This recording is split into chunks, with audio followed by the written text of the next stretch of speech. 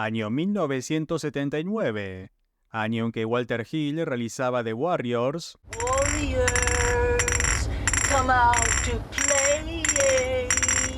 Star Trek llegaba a la gran pantalla.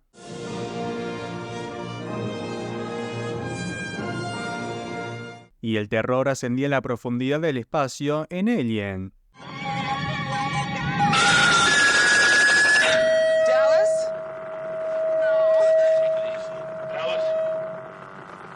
Pero también sería el año de una de las obras más particulares de la filmografía de Spielberg, su acercamiento a la comedia y el film por el cual su carrera se pondría en duda.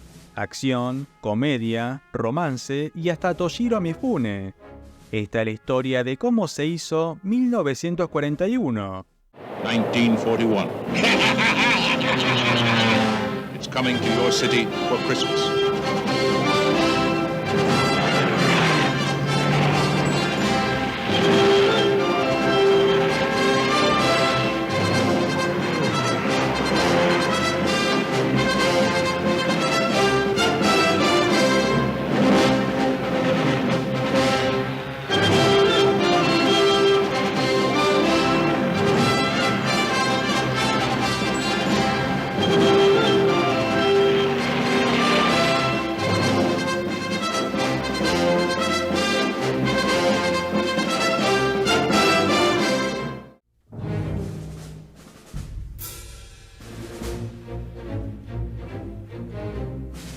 En 1941 nace de Bob Gale y Robert Zemeckis, el primero conocido por ser guionista de Volver al Futuro, mientras que el segundo, además de dirigir la trilogía de Marty McFly, realizaría otros éxitos como Quién engañó a Roger Rabbit, Forrest Gump, Contacto y Náufrago. Pero antes de su consagrada carrera, a inicios de los 70, los dos Bob, como les dicen, recién egresaban de la Universidad de Cine en Los Ángeles, escribiendo guiones y borradores con el fin de interesar a algún estudio o productora. La historia de un joven que viaja al pasado y conoce a su padre, un grupo de amigos que en plena Beatlemanía deciden colarse en el hotel donde se hospedan los Beatles, y una comedia negra ambientada en la Segunda Guerra Mundial sobre la paranoia de un posible bombardeo en la ciudad de Los Ángeles. Este último guión, titulado Tank, estaba inspirado en hechos reales. Tras el ataque de Pearl Harbor, la costa oeste de Estados Unidos se había convertido en un potencial objetivo del país nipón, desplegando el tío Sam una fuerte presencia militar para la defensa, pero a su vez despertando la paranoia de los ciudadanos, siendo una constante la llamada de avistamientos tanto de aviones japoneses así como de submarinos. El punto más alto llegaría la noche del 24 de febrero de 1942, cuando la Oficina de Inteligencia Naval emitió una advertencia de ataque, advertencia que sería traducida como alerta desplegando el protocolo de defensa, realizando apagones en varias ciudades, caos, movilización de tropas y equipos, así como el disparo de la artillería al cielo ante una mínima observación. Lo cierto es que al amanecer se descubrió que no hubo ataque, y no solo eso. Varios edificios fueron destruidos y 5 personas morirían por los proyectiles disparados. Gale y Zemeckis estudiarían la década de los 40 pasando largas horas en la biblioteca recopilando archivos históricos, y consolidando un primer guión saldrían en la búsqueda de interesados. Lo encontrarían en John Milius, uno de los guionistas de Harry el Sucio y quien venía de dirigir su segunda película como El viento y el león de 1975. They wrote a script called Tank. They showed me a script called Tank, and it was pretty darn good too, you know. And we gave that screenplay to John because we had known John because of the USC Film School connection. And John read the screenplay. He wasn't crazy about the story, but he liked the way we wrote. Milius recomendaría hacer varias reescrituras, además de cambiar el título, pasando a llamarse La noche en que los japoneses atacaron. El director, quien en ese entonces trabajaba en Metro-Goldwyn-Mayer, le acercaría 2 borradores a Dan Melnick, quien era presidente del estudio, pero este no se mostraría interesado. Durante un fin de semana en que Milius se encontraba a las afueras, le comentaría el proyecto a un amigo y colega, haciendo entrada en esta historia el nombre de Steven Spielberg. The first time I heard about 1941, it was called The Night the Japs Attacked. And I heard it during an afternoon when I was skeet shooting with my friend John Milius and our then 2 protégés, Bob Zemeckis and Bob Gale. And the 2 Bobs had come up with this crazy screenplay that they had written. And they told me about it. And I think what got me to want to read the script was they described at one point a scene where the Japanese, I think they're attacking an important strategic target, but in fact have targeted Pacific Ocean Amusement Park and blow the Ferris wheel, which rolls down the pier and into the water. Este se comprometía a dirigir la película, fascinado por la idea de experimentar en géneros, hacer explotar cosas e invitar amigos para que actúen, pero realizaría una vez que terminase Encuentros cercanos del tercer tipo, film que estaba preproduciendo, invitando a Milius y a los dos Bob a Alabama, una de las locaciones de la película, para dirigir Encuentros cercanos y en los descansos definir el guión. Además, Gale y Zemeckis realizarían su primera película, I Wanna Hold Your Hand, producida por Universal y Spielberg. Para 1978, ambas partes ya estaban libres para finalmente enfocarse en 1941, título que cambiaba una vez más, haciendo referencia al año de Pearl Harbor. Con director confirmado, restaba definir quién producía el mismo.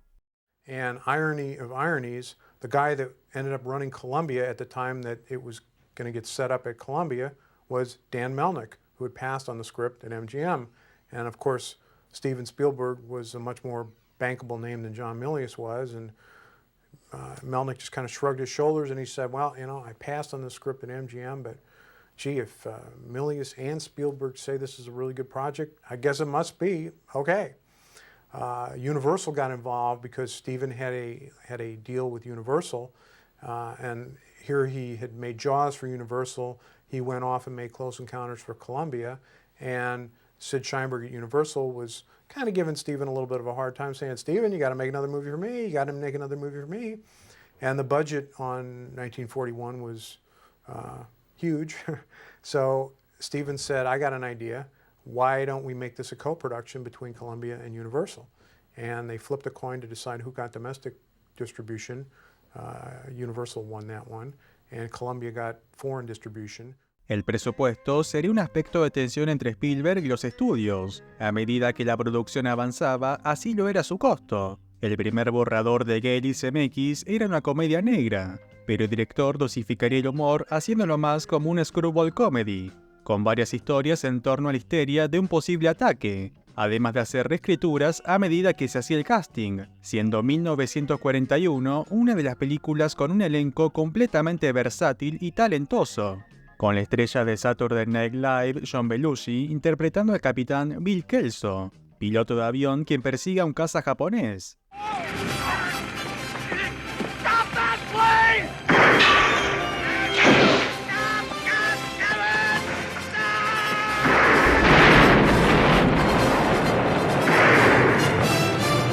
Aunque a priori el papel del piloto era secundario, el cast de Belushi haría que este tenga más escenas. Spielberg comentaría que solo se limitaría a poner la cámara, desplegando el comediante su talento al improvisar. Can over there!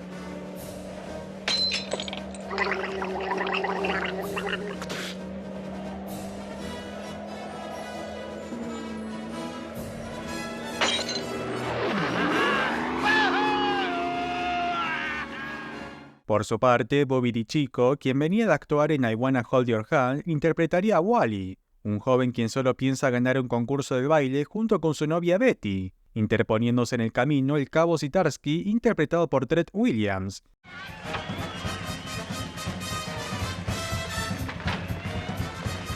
Wally! Wait a minute, Betty. We gotta dance.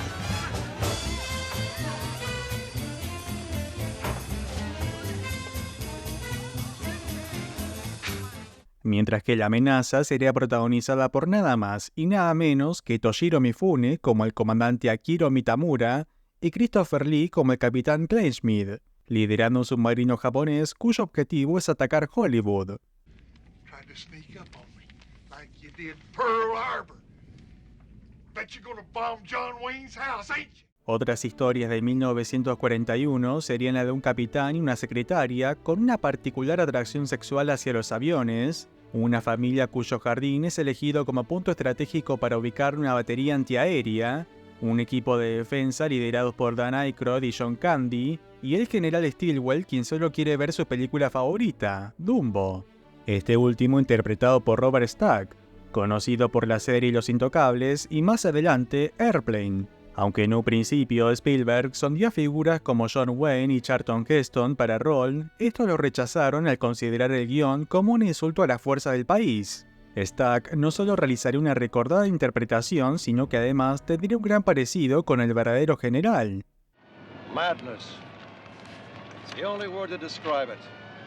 This isn't the state of California, this is a state of insanity. El rodaje se llevaría a cabo entre octubre de 1978 y mayo del siguiente año, teniendo como locación algunos sets provistos por Universal y los de la Metro-Goldwyn-Mayer para las escenas que requerían el uso de efectos especiales. Spielberg tendría como asistente de dirección a Jerry Sismer, especialista en escenas de acción y quien venía de dirigir la segunda unidad en Apocalypse Now, mientras que el montaje estaría a cargo de Michael Kahn, a quien había conocido en encuentros cercanos del tercer tipo, y sería junto con el compositor John Williams el colaborador más recurrente de la filmografía de Spielberg. El director declararía que 1941 sería uno de los rodajes más divertidos que llevó a cabo, rodeado de amigos y personas que admiraba que tendrán sus respectivos cameos. Ese sería el caso del legendario director Samuel Fuller, haciendo una aparición como el comandante Hawkins, Slim Pickens, actor y maestro de rodeo, quien quedaría en la historia del cine por la escena de Doctor Strangelove, a quien interpretaría Hollis Wood,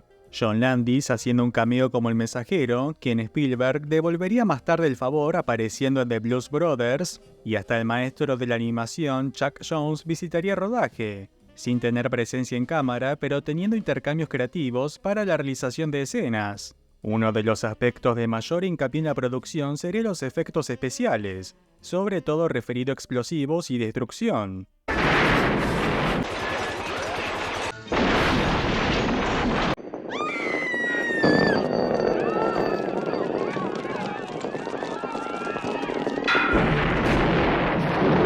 La persona detrás de semejante labor sería el equipo de A.D. Flowers, uno de los grandes nombres referido a lo que efectos se refiere, cuya trayectoria abarca obras icónicas de la Metro-Goldwyn-Mayer y quien venía a obtener el premio Oscar por los efectos en la aventura del Poseidón. El equipo se las ingeniaría para que en su mayoría las escenas de acción que vemos en realidad son miniaturas. Miniature explosions is an effects man's nightmare because it's easy to create a large explosion, but to create an explosion that will match the scale of the miniatures is a lot more difficult. And I said, how do we slow down an explosion? I want these explosions to be slower so we see more detail of the buildings blowing up. And I came up with this idea of using air mortars, that you would put the air mortar just below the stage floor and aimed only 4 or 5 inches away from the outer wall of the building you want to blow up. And then inside the air mortar, I put glitter, Christmas glitter, red and silver glitter, and little tiny pieces of balsa wood, which we call minutia, and mix it all in there. Then I thought we should put flash bulbs with different colors on the flash bulbs, orange, yellow, red, white flash bulbs, and trigger the flash bulbs at the moment the air mortar is exploding the walls out. So you had a backlit effect, so all the minutia would be backlit by these flashes. And then I could reduce my frame speed to about 45 frames a second instead of 60 or 90 frames a second.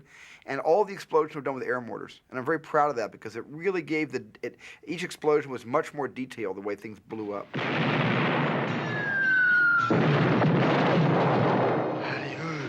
Tanto aviones como tanques serían miniaturas, al igual que la escena donde cae la rueda de la fortuna, reservando todo para el gran final, donde originalmente tendría lugar 4 años más tarde con Wally siendo piloto de la Fuerza Aérea y comandando nada más y nada menos que el Enola Gay, arrojando la bomba sobre Nagasaki como venganza de que los japoneses hayan arruinado el concurso de baile la noche en que atacaron. Dicho desenlace no sería aceptado por Columbia y Universal, reescribiendo uno donde tirarían la casa por la ventana. Al estilo Buster Keaton destruirían el hogar de la familia Douglas, cuyo inmueble está ubicado sobre ruedas hasta ser rodado barranca abajo. Now we're not going to let a bunch of treacherous enemy killjoys ruin our Christmas.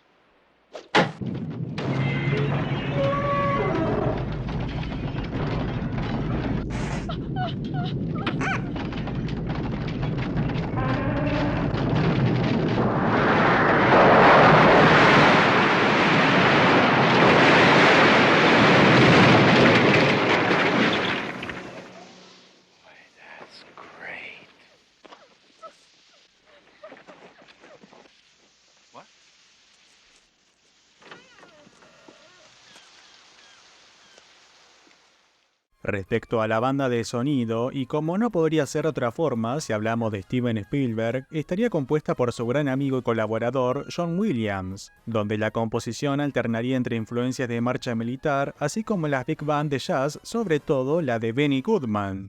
And so when Steven was constructing this canteen sequence, which has a fight in it, you know, Donnybrook fight in there, we thought we would perhaps maybe create some new music, or perhaps not. Maybe we should use Benny Goodman Sing, Sing, Sing. So a certain amount of rehearsal for the dance section and the fight section was done to this Benny Goodman music. And the film was then edited after it was shot. And for whatever reasons, we decided not to use the Goodman music, but that I would attempt to write a kind of parody of this that might even be recognized by those who would do it. I mean, would remember the Goodman piece, because obviously we were doing a send-up of this Sing, Sing, Sing thing. And I called my piece Swing, Swing, Swing.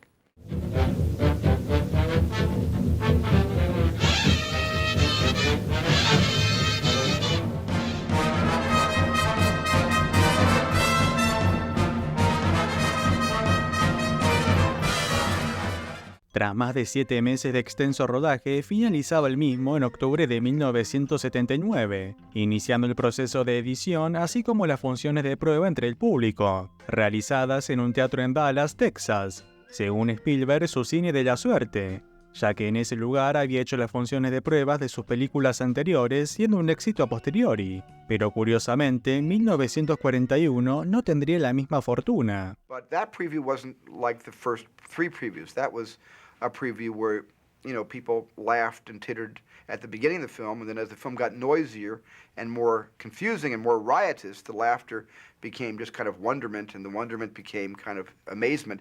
And I even saw people holding their ears. I actually looked over the entire preview audience, and midway through the film, and I had never seen this before in a preview, audiences, at least 20% of the audience had their hands over their ears. I've seen audiences covering their eyes during Jaws, but never over their ears. That's a whole new experience for me. And I knew we were in trouble at that point.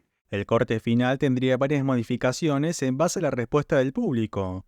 Una en particular donde el personaje de Christopher Lee amenaza con torturar a Hollywood utilizando simplemente un perchero. Spielberg pensaría que era gracioso, pero ante la nula respuesta de la audiencia lo terminaría quitando. Suerte para nosotros, volvería a recrearla en Los Cazadores del Arca Perdida, siendo una de las escenas más recordadas.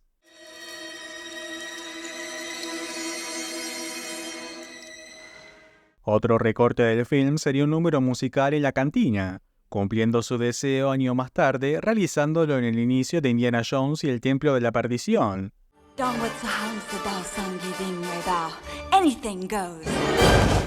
1941 se estrenaba en diciembre de 1979, compartiendo cartelera con All That Jazz, The Jerk y Star Trek La Película. De un presupuesto de $35 millones, de las películas más caras del año, terminaría recaudando 94 millones. Pese a tales números, no terminaría satisfaciendo tanto a Columbia como Universal, teniendo en cuenta que Spielberg había recaudado más de 300 millones con Encuentros Cercanos y 475 con Tiburón. Y no solo eso, la crítica destrozaría el film. They had a great premiere. And it was like an old Hollywood premiere with the searchlights and everything, and all these stars and all of these critics and the press were all, and they hated it. And it was like a great premiere to go to because everybody, it was like this horrible thing. The press just hated it. And the audience didn't laugh or anything else, and they were all so snotty and everything, and it was a wonderful thing, and we didn't care. I remember that Belushi and Aykroyd were there, and they didn't give a damn. These people, you know, screw them if they can't take a joke. Felt like, you know, you weren't able to, you know, we missed connecting with the pop mentality of the nation. And certainly there's a stigma that a lot of critics have against slapstick. The public, the general public, I think recognizes that the Three Stooges are great comedians, but there's an awful lot of critics that don't want to mention the Three Stooges in the same sentence as Charlie Chaplin. Spielberg recibiría el primer golpe en su carrera, tomando unas vacaciones en Hawái para aislarse de las críticas junto con su amigo George Lucas. Sería este quien lo motivaría a pasar de página y enfocarse en un nuevo proyecto, como la aventura de un arqueólogo contra los nazis, iniciando en los 80 la década más prolífica de realizador. Por su parte, John Milius continuaría su carrera escribiendo y dirigiendo films como Conan el Bárbaro, Amanecer Rojo y Jerónimo, una leyenda, mientras que los dos Bob seguirían su trayectoria en Used Cars, Trespass y sobre todo la trilogía de Volver al Futuro, quedando para siempre en la cultura pop. Pese a las críticas del momento, como ocurre con toda obra, el tiempo logra posicionarla en su lugar, siendo 1941 parte de aquel traspaso de mando en la comedia norteamericana de los 70 a los 80, incluyendo Animal House y Airplane, además de la enorme influencia que tendría Saturday Night Live en las siguientes décadas. La historia de dos recién egresados de la universidad y un guión disparatado que encontraría la dirección del realizador del momento como Spielberg, quien aprovecharía la ocasión para divertirse, explotar cosas e integrar uno de los elencos más versátiles y talentosos que se ha visto, donde dentro del caos que propone se encuentra una de las obras más particulares en su filmografía. Esta ha sido la historia de cómo se hizo 1941.